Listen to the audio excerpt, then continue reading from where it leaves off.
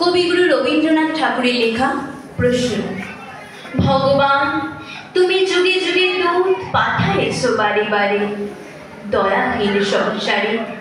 তারা বলে গেল ক্ষমা করো সবে, বলে গেল ভালোবাসো, অন্তর হতে বিদ্বেষ বিষ নাশো।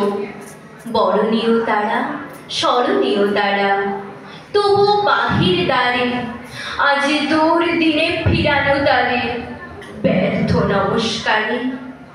আমি যে দেখেছি গোপন হিংসা কপট রাত্রি ছায়ে হেরেছি নিঃসহায়ে। আমি যে দেখেছি প্রতিকারহীন শক্তির অপরাধে বিচারের বাণী নীরবে নিভৃতে কাঁদে। আমি যে দেখিল তরুণ বালক উন্মাদ হয়ে ছুটে কি যন্ত্রণায় মরেছে পাথরে নিষ্ফল মাথা কুটে।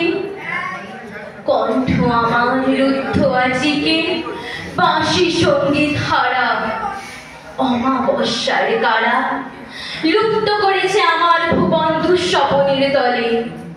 তাই তো তোমায় শুধাই অশ্রু জলে, যাহারা তোমার বিষাইছে বায়ু নিভাইছে তব আলো। তুমি কি তাদের ক্ষমা করিয়াছ? তুমি কি বেসেছ ভালো? নমস্কার।